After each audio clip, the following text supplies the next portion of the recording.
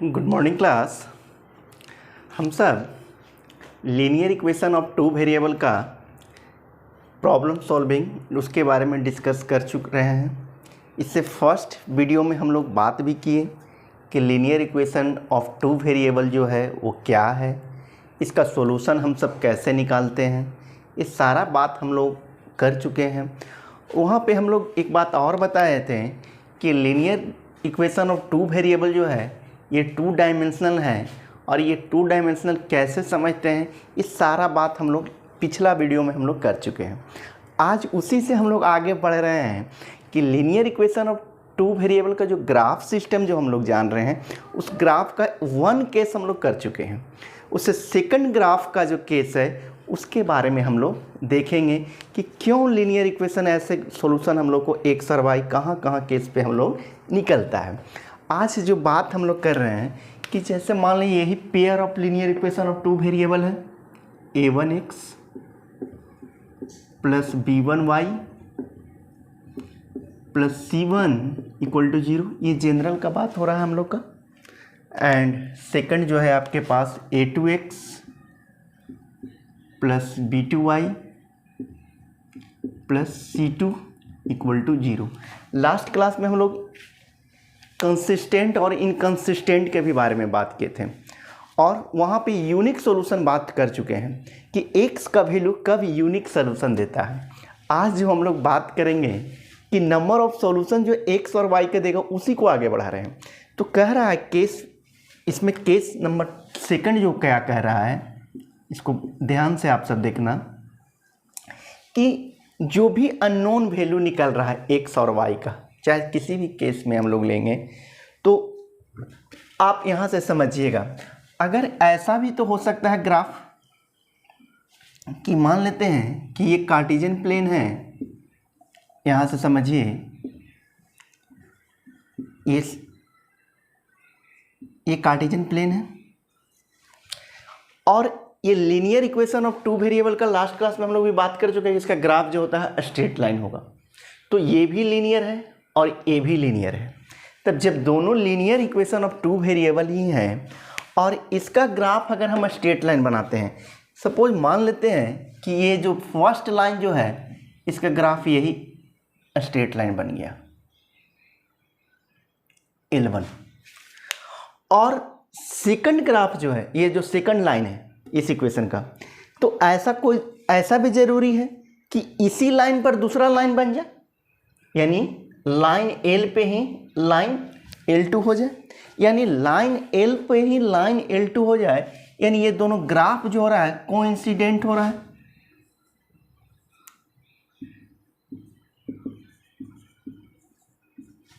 यानी line first पे ही second line आ जाए, यानी जो जगह जो स्पेस लाइन L1 ले रहा है सेम लाइन उसी पे ओवरलैप कर जा रहा है, यानी कोइंसिडेंट लाइन हो जा रहा है। तो जब कोइंसिडेंट हो जाएगा ग्राफ का नेचर, तो उस केस में जो आंसर होगा, अब आप एकदम अपने आप से फील कीजिए कि जब लाइन L पे ही लाइन L2 हो रहा है, तो लाइन को नंबर ऑफ जो पॉइंट है फर्स्ट लाइन में इनफाइनाइट नंबर ऑफ पॉइंट है, सेकंड लाइन पे भी इनफाइनाइट लाइन है, यानी ईच एंड एवरी पॉइंट को लाइन फर्स्ट को लाइन सेकंड क्या कर रहा है, टच कर रहा है। इससे पहले जो हम लोग देखे थे कि जब लाइन L1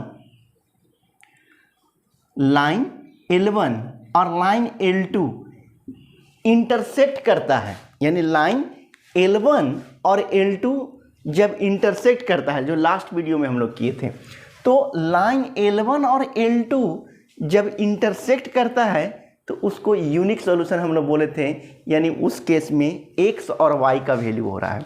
लेकिन यहाँ पे देखिए कि each and every point line 1 को each and every point line 2 को क्या कर रहा है, टच कर रहा है, यानी फर्स्ट लाइन सेकंड लाइन को इनफाइनाइट नंबर ऑफ पॉइंट पर टच कर रहा है, यानी कोइंसिडेंट बन रहा है। तो इस केस में जिसका सॉल्यूशन जो होगा इनफाइनाइटली मेनी सॉल्यूशन के नाम से जाना जाएगा। आप समझ में आ गया होगा कि क्यों, क्योंकि ये लाइन L1 जो है number of infinite number of point है, L2 जो है infinite number of line point है यहाँ पे। तो infinite line, infinite number of point, infinite number of point को क्या कर रहा है, टच कर रहा है, यानी दोनों एक दूसरे को क्या कर रहा है, टच कर रहा है, उसी पर आ जा रहा है। जैसे मान लेते हैं कि लाइन ये है तो इसमें इनफाइनाइट पॉइंट है, इस पर भी इनफाइनाइट हो गया, तो दोनों एक दूसरे को क्या कर रहा है, सारा का सारा पॉइंट पर एक दूसरे पर सो रहा है, लो आराम करो। तो एक दूसरे पर जैसे ही आराम कर रहा है, सो रहा है, तो सारा पॉइंट को जितना स्पेस जगह लिया, ये भी उस पर जगह ले रहा है, तो सारा पॉइंट पर क्या कर रहा है, टच कर रहा है, तो सारा पॉइंट पर एक एक सोल्यूशन दे रहा है। तो इसमें पॉइंट कितना है, इनफाइनाइट है, इसमें भी पॉइंट इनफाइनाइट है, तो नंबर ऑफ सोल्यूशन जो होगा इस केस में इनफाइनाइट मेनी सॉल्यूशन के नाम से जाने जाएंगे। इस ग्राफ को हम लोग कोइंसिडेंट ग्राफ कहेंगे। अब यहाँ से समझे, तो सॉल्यूशन तो इनफाइनाइट यानी एक से ज़्यादा हो रहा है, इनफाइनाइटली मेनी सॉल्यूशन हो रहा है, तो इस पेयर ऑफ लीनियर इक्वेशन को हम लोग कंसिस्टेंट सॉल्यूशन के नाम से जानेंगे। इसको हम लोग किस नाम से जानेंगे, कंसिस्टेंट।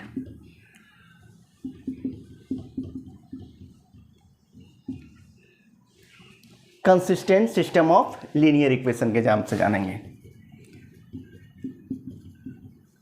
क्योंकि एटलीस्ट वन सॉल्यूशन जब हो जाएगा तो उस पेयर को हम लोग consistent system of linear equation के नाम से हम लोग जानते हैं।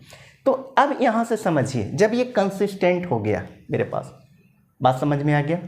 अब यहाँ से समझना है कि इसका कोफिशिएंट ऑफ रेशियो कैसा होगा, इसका कोफिशिएंट ऑफ रेशियो क्या होगा। तो कोफिशिएंट ऑफ रेशियो क्या होगा, अब आप यहाँ से समझिए। कोफिशिएंट ऑफ रेशियो जो होगा, कोफिशिएंट ऑफ रेशियो जो होगा यहाँ पे इस केस में देखिएगा, A1 बाई A2 यानी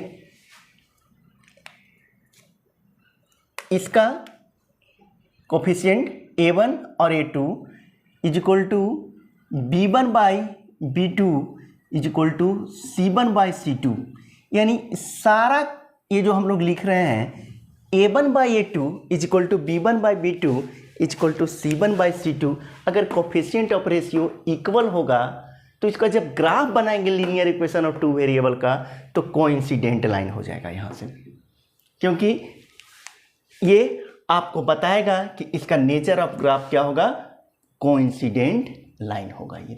तो जैसे कोइंसिडेंट लाइन हुआ तो उसका नंबर ऑफ सॉल्यूशन जो होगा इनफाइनाइट मेनी ऑफ सॉल्यूशन होगा, और उस पेयर ऑफ लीनियर इक्वेशन को हम लोग किस नाम से जानेंगे, consistent system of pair of linear equation of two variable.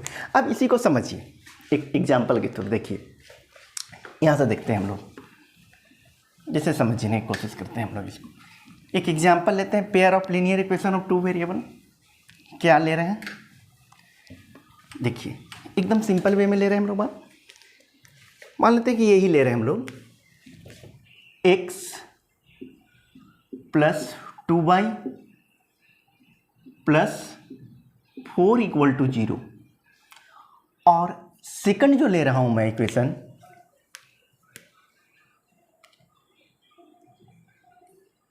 To x plus 4y plus 8 is equal to 0। अब ये क्वेश्चन कह रहा है कि draw the graph and find the number of solution, यही क्वेश्चन बोला। तो पहले नंबर फर्स्ट आपके पास कोफिशिएंट ऑफ रेशियो का कंसेप्ट मेरे पास क्लियर है, तो कोफिशिएंट ऑफ रेशियो का डिस्कस कर लेते हैं। तो देखते हैं कि इसका x का कोफिशिएंट कितना है, 1 है, यानी A1 के प्लेस पे 1 है, A2 के प्लेस पे 2 है, ये आपके पास B1 जो है 2 है और B2 जो है 4 है, इसको कैंसिल कर दीजिए 2 टाइम्स, एंड C1 जो है 4 है और C2 जो है आपके पास 8 है, यानी आपके पास मिल गया 1/2 इजक्वल टू 1/2 इजक्वल टू 1/2, यानी A1/A2 is equal to B1/B2 is equal to C1/C2 मिल गया, यानी इसी नेचर पर मिल रहा है मेरे पास कोफिशिएंट ऑफ रेशियो। देखिए, तो जब coefficient of ratio a1/a2 is equal to b1/b2 is equal to c1/c2 मेरे पास मिल गया। यानी ये क्लियर हो गया कि इसका जो भी ग्राफ हम लोग प्लॉट करेंगे वो कोइंसिडेंट ही लाइन होगा, कोई दूसरा नहीं होगा। तो जैसे कोइंसिडेंट होगा कौन बता दिया, कोफिशिएंट ऑफ रेशियो बता दिया मेरे पास। तो इसका बना के देख लेते हैं। देखिए कोई भी ग्राफ को अगर linear equation of two variable में ग्राफ बनाना है तो उसका ग्राफ जो होगा वो स्ट्रेट लाइन होगा। ये सारा बात हो चुका। तो ग्राफ जब स्ट्रेट लाइन होगा तो मिनिमम 2 पॉइंट हम लोग लेते हैं एक और। क्यों? क्योंकि linear equation of two variable जो ग्राफ है वो एक्स एक्सिस और वाई एक्सिस को इंटरसेक्ट करता है। तो इंटरसेक्ट करता है तो मिनिमम एक्स और वाई का हम लोग, तो एक्स एक्सिस जब इंटरसेक्ट करेगा तो एक्स एक्सिस और वाई कोऑर्डिनेट 0 होगा। ये हम लोग पॉइंट ले रहे हैं भाई, x 0, तो y आपके पास क्या मिल रहा है, x का वैल्यू 0 ले रहे हैं, 4 इधर होगा -4 यानी -2, और एक बार y का वैल्यू हम 0 ले रहे हैं, ये y 0 x -4। ठीक है जी, x का वैल्यू हम 0 लिए तो y आपके पास हो गया -2, और y का वैल्यू अगर हम लोग 0 ले रहे हैं तो x का वैल्यू -4। अब इस केस में लेते हैं हम लोग x और ये y हो गया। देखिएगा भाई x 0 ये इधर लेके चले जा रहे हैं तो ये क्या बन जा रहा है भाई, -2, और y का वैल्यू अगर हम लोग 0 लेंगे तो x आपके पास क्या हो रहा है, -4। ये 2 पॉइंट मेरे पास ले लिए। अब ग्राफ का बात करते हैं इस पे। देखिए यही कार्टेशियन प्लेन है, निगेटिव का वैल्यू है तो इधर हम लोग ले रहे हैं, ज़्यादा ले रहे हैं। देखिए भाई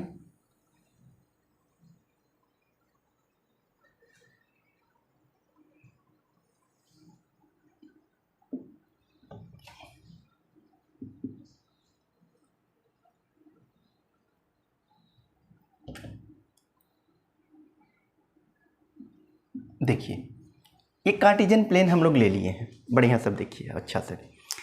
तो x 0 y -2 है, तो -2 है यानी ये आपके पास -1 और ये आपके पास -2, यानी x का वैल्यू हम लोग 0 ले रहे हैं तो y आपके पास -2 हो रहा है। यही पॉइंट हो रहा है यहाँ पे, बात समझ में आया? यानी x 0 y -2। अब आप x का वैल्यू -4 ले रहे हैं तो ये -1 -2 -3 और ये -4, एक और बढ़ा ले रहे हैं -5 तक। तो x का वैल्यू -4 है तो y आपके पास 0 है, यानी ये पॉइंट मिल रहा है मेरे पास। अब इस पॉइंट से इस पॉइंट को ज्वाइन करवाते हैं।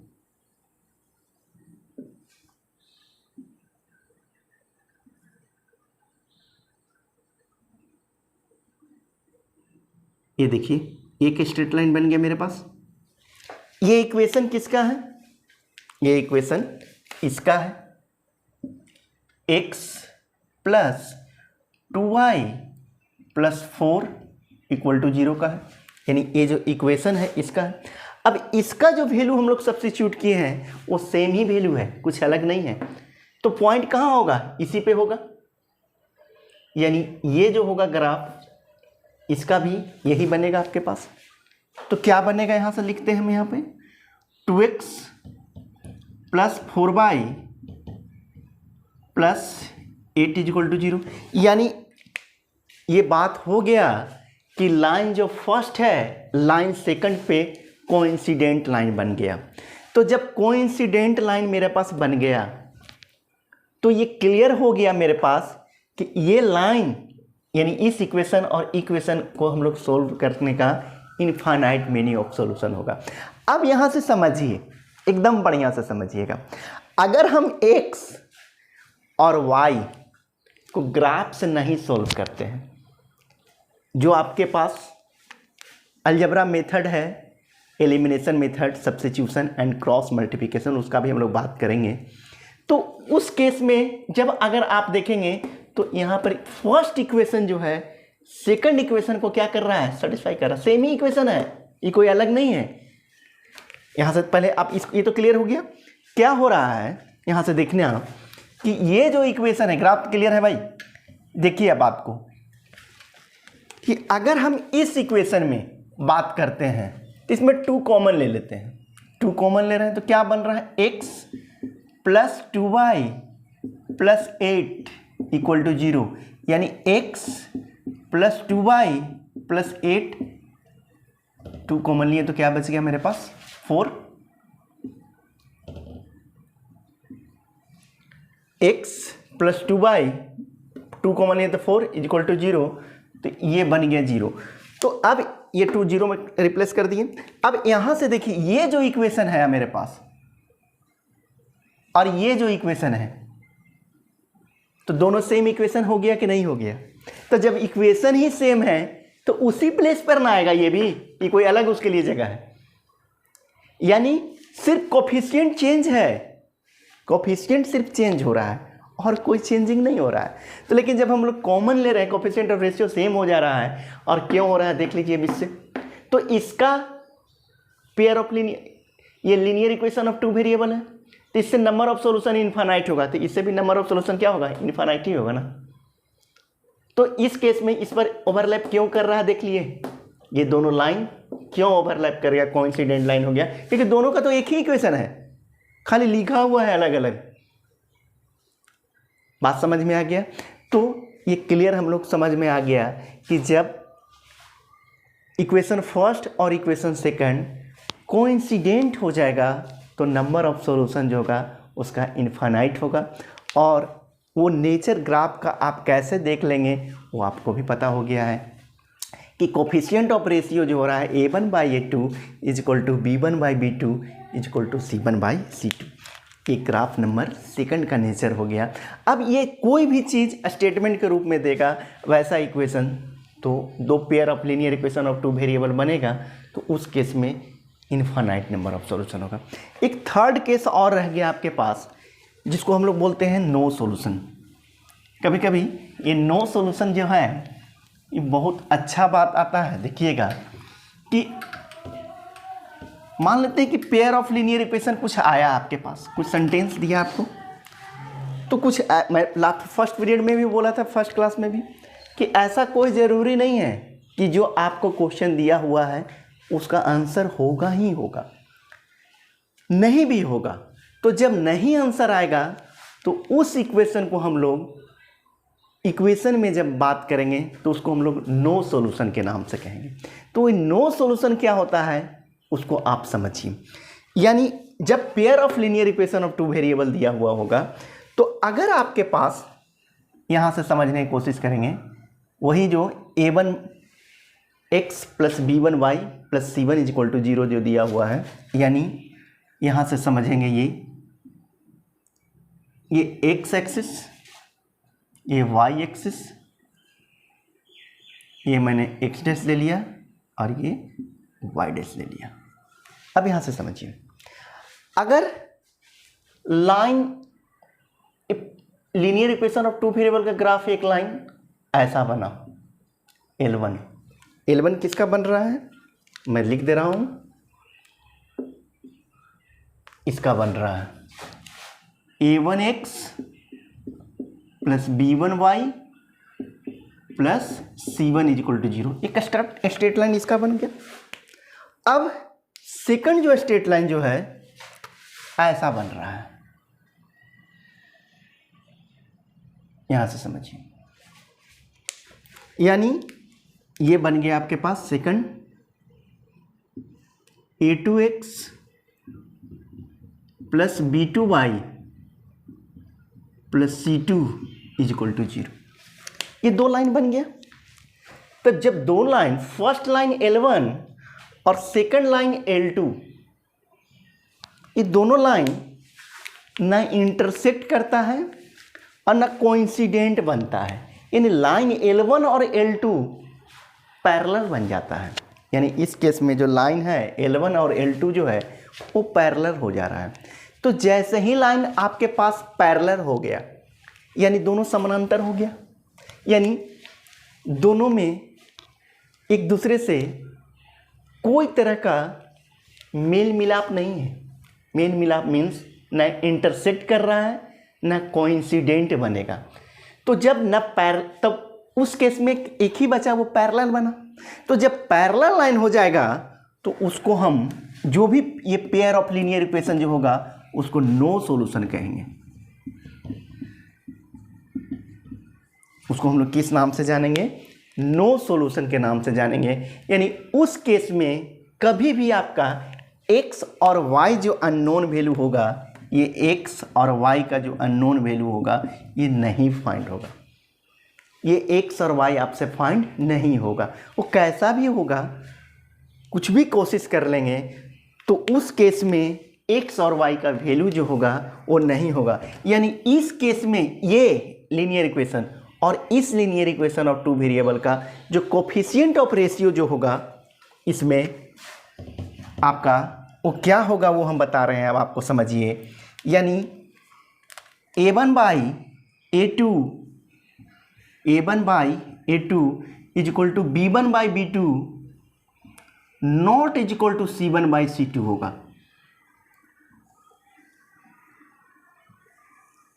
बात समझिए, कोशिश करिए। यानी linear equation of two variable ये और linear equation of two variable ये, तो कोफिशिएंट ऑफ रेशियो यानी a1 by a2 is equal to b1 by b2 not is equal to अगर c1 बाई c2 हो जाएगा तो उस केस में किसी भी मेथड से सोल्व करेंगे अगर हम एक्स वाई को, चाहे वो अलजेब्रा का मेथड में या ग्राफ का मेथड से। तो अलजेब्रा से करिए या ग्राफ से, उसमें उस केस में एक्स और वाई का वैल्यू नहीं निकलेगा। चाहे कुछ भी कर लीजिए, चाहे अलजेब्रा का तीनों मेथड अप्लाई कर लीजिए जो भी हम लोग बात करेंगे आगे क्लास में, सब्स्टिट्यूशन, एलिमिनेशन या क्रॉस मल्टीप्लिकेशन, वो किसी से भी मेथड से करेंगे तो एक्स और वाई का वैल्यू नहीं होगा। यहाँ पर ही जो आपके पास अननोन जो है वो नहीं फाइंड हो सकता है। उस केस में ग्राफ जो होगा लाइन L1 और L2 को कभी नहीं इंटरसेक्ट करेगा, ना कोइंसिडेंट होगा, वो हमेशा पैरेलल लाइन बना देगा। बात समझ में आया? तो ऐसा केस को हम लोग नो सॉल्यूशन के नाम से जानेंगे क्योंकि यहाँ पे एक्स और वाई का वैल्यू नहीं निकलेगा। तो इस केस में जो पेयर ऑफ लीनियर इक्वेशन होगा उसको हम लोग इनकंसिस्टेंट सिस्टम ऑफ इक्वेशन कहेंगे। इसको हम लोग किस नाम से जानेंगे?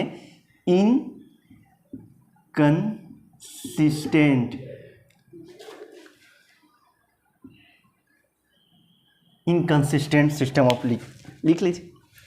इस केस में हम लोग जैसे कि एक्स और वाई का वैल्यू दे रहा था तो कंसिस्टेंट बोल रहे थे, तो इस केस में जो आपका सॉल्यूशन नहीं दे रहा है तो इसको हम लोग बोलेंगे इनकंसिस्टेंट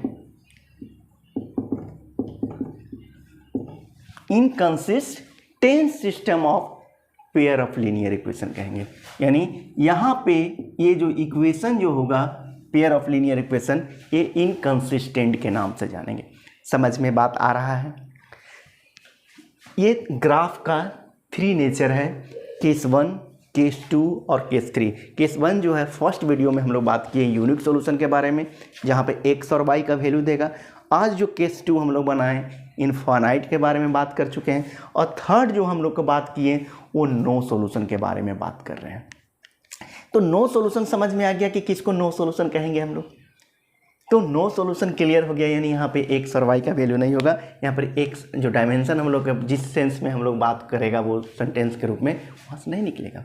इस पर एक देख लेते हैं हम लोग ग्राफ भी। देखिए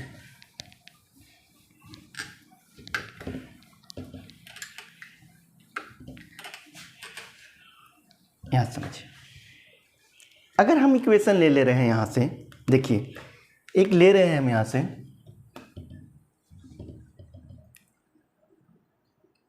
2x plus 4y 2x plus 4y plus 8 equal to 0। यहाँ देखिएगा हम क्या ले रहे हैं यहाँ से 4x plus 8y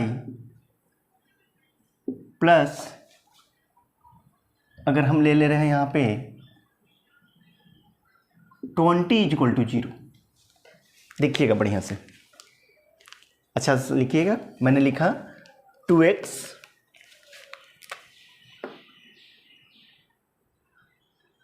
plus 4y plus 8 और 4x plus 8y plus 20 equal to 0। तो अब यहां से देख लो पहले भाई, जैसे ही कोफिशिएंट ऑफ रेशियो पहले, क्योंकि कोई भी ग्राफ का हमारे पास तीन केस हैं, तीनों केस का कोफिशिएंट ऑफ रेशियो इक्वल समझ में आ गया है। तो a1 यहाँ पर क्या है 2 है, इसका क्या है 4 है, यानी 1/2 होगा भाई। ये आपके पास 4 है, ये आपके पास 8 है, और ये आपके पास 8 है और यहाँ 20 है। इसको जब डिवाइड करेंगे 4 से तो ये हो जाएगा 2 और ये हो जाएगा 5, यानी ये हो रहा है आपके पास 2/5। तो यहाँ से हो रहा है, देखिएगा यहाँ से, तो ये क्या मिल गया 1/2 नॉट इज इक्वल टू क्या होगा 2/5। तो जब 2/5 नॉट इक्वल टू मेरे पास मिल गया, यहां से बात समझ में आ गया। तो जैसे ही यहां से, अब यहां से समझने की कोशिश करिए, तो ये इस केस में जो ग्राफ का नेचर होगा, यानी यहां पे ऐसा बन रहा है a1/a2 is equal to b1/b2 not is equal to c1/c2 हो गया। तो not is equal to c1/c2 जैसी हुआ, तो ये दोनों का लाइन जो बनाएंगे हम लोग, ये दो जो लाइन बनेगा, ये क्या बन जाएगा, नो सॉल्यूशन के नाम से नाम जान जाएगा, क्योंकि यहाँ पे एक्स और वाई का डायमेंशन नहीं बनेगा। तो इसका ग्राफ जो होगा, यही क्वेश्चन आपके पास दिया रहेगा कि ड्रॉ द ग्राफ। तो ग्राफ अगर हम लोग इसका प्लॉट करके देखते हैं, तो देखिए यहाँ से समझिए, सेम आप वैल्यू सब्स्टिट्यूट कर लीजिए। आप पहले, ये है x और ये मैंने ले लिया y, इसके लिए ले रहा हूँ x 0, तो y आपके पास क्या बन रहा है -2, और y का वैल्यू अगर हम लोग 0 ले रहे हैं तो x का वैल्यू क्या मिल रहा है -4। सेकंड देखिएगा भाई, x 0 तो y आपके पास मिल रहा है कितना 20/8, तो माइनस में 20/8 यानी 5/2, और y इक्वल टू अगर हम लोग 0 ले रहे हैं तो x बराबर -5। अब इसका लाइन बना के देखते हैं हम लोग।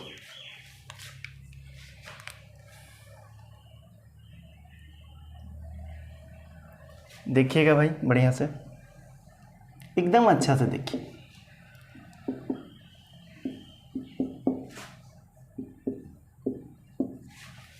ठीक है जी, मैंने ले लिया।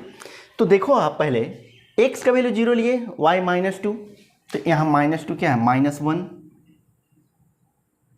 और ये -2 मेरे पास मिल रहा है,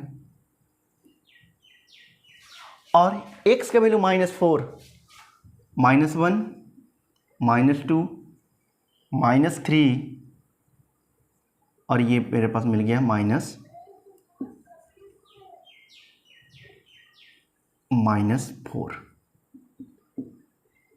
ये सब ग्राफ पेपर पर बनाइएगा आप सब। देखिए बन गया मेरे पास,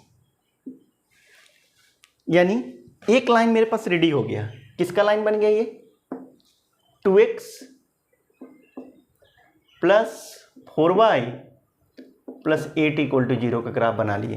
क्या बनाए हम लोग, क्या वैल्यू लिए, एक बार लिए x का वैल्यू 0 तो y -2, और y का वैल्यू 0 जैसे ले रहे हैं तो x का वैल्यू -4 बन गया मेरे पास।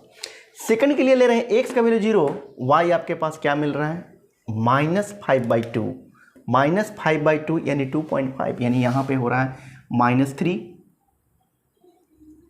यहाँ हो रहा होगा क्या मिल रहा है x का वैल्यू 0, y का वैल्यू -5/2। समझ में आया। अब सेकंड क्या बोल रहा है, x का वैल्यू -5, x का वैल्यू आपके पास है -5, तो और एक स्टेप बढ़ा दीजिए, -5 यहाँ हो रहा होगा, तो ये -5 हुआ, तो x का वैल्यू 0, तो यहाँ पे हो रहा है, तो इस पॉइंट को इससे मिलाइए,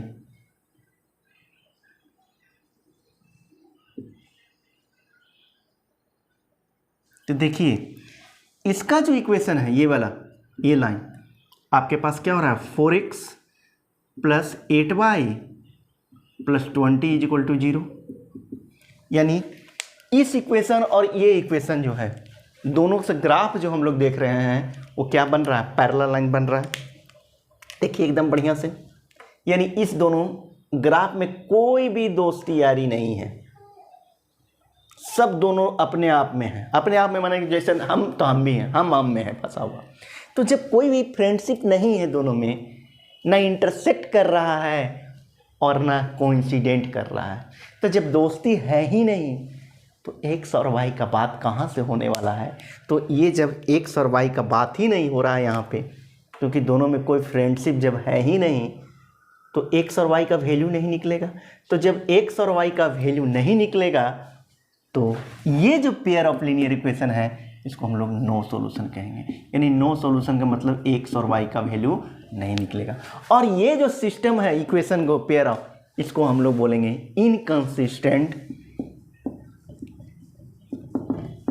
inconsistent system of linear equation of two variable. तो मैं उम्मीद कर रहा हूँ कि आप सबको ग्राफ मेथड जो हम linear equation of two variable के बारे में बात किया वो बहुत अच्छा से समझ में आ गया होगा। अगर इनकेस कुछ कन्फ्यूजन वगैरह होगा तो आप कमेंट बॉक्स में लिखिए। और ज़्यादा से ज़्यादा देखिए, पढ़ाई अभी जो कोरोना काल जो चल रहा है, इसमें आपके पास जो भी समय आपके पास बैठे हुए हैं उसमें पढ़ाई में जुड़िए और अपने आप में सोचिए कि क्या और कैसे मैथ ये सारा बात बन रहा है, क्या लॉजिक हो रहा है। उसको अपने आप से जब महसूस करने लगिएगा, समझने लगिएगा तो अच्छा लगने लगेगा मैथ। तो मैथ तभी अच्छा लगेगा जब आपको समझ में आएगा, ऐसे नहीं अच्छा लग सकता है। चलिए, थैंक यू।